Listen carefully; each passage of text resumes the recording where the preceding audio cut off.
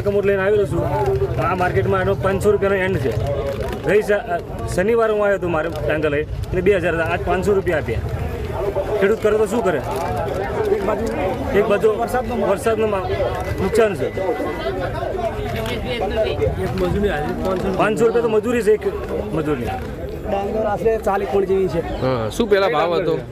ભાવ પહેલા ગત શનિવારે જ્યારે લઈને આવ્યા ત્યારે 1100 રૂપિયા ભાવ પાડ્યો હતો, પાછી લઈ ગયા. પછી સોમવારે 500 રૂપિયા ભાવ પાડ્યો, પાછી લઈ ગયા. આજે 250 રૂપિયા ભાવ પાડ્યો. બરાબર. તો આ ડાંગરની અંદર ક્ષતિ શું છે? રાજ્ય સરકારે ટેકાના ભાવ 373 નક્કી કરેલા છે. બરાબર. તો ટેકાના ભાવથી પણ અડધી કિંમત થઈ. ટેકાના ભાવથી મિનિમમ શરૂઆત કરવી જોઈએ ને ખેડૂતની હરાજીની. કૃષ્ણ કમોદ ગયા અઠવાડિયે 3000 સુધી આનું માર્કેટ યાર્ડ આવેલું છે. બરોબર. અને અત્યારે 250 રૂપિયાથી એનું એન્ડ કરો છે. શરૂઆત નહીં એન્ડ થયો 250. કાલે 1 વાગે ટ્રેક્ટર બહારના એક ગાળામાં હું મેકી ગયો હતો.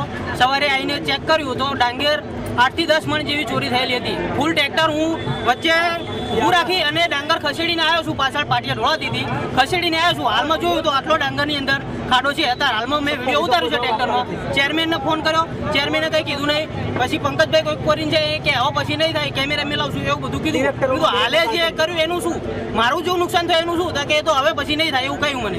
કૃષ્ણ કમોદની ડાંગર હું લઈને આવ્યો છું. 12 વાગે યાર્ડના સત્તાધીશોએ જાહેરાત કરી કે 12 વાગે કૃષ્ણ કમોદની હરાજી શરૂ થશે. હરાજી શરૂ કરી, પરંતુ પૂરતા વ્યાપારી ન હોવાને કારણે એમને મનમાની કરી ખેડૂતોને ભાવ પોસાય એમ નથી. બરોબર. એટલે ખેડૂતો કોઈ પણ સંજોગોમાં 1500થી નીચે પોસાય એમ નથી. એટલે માર્કેટ યાર્ડની તાળાબંધી કરી માર્કેટ યાર્ડ બંધ કરવા માંગે છે.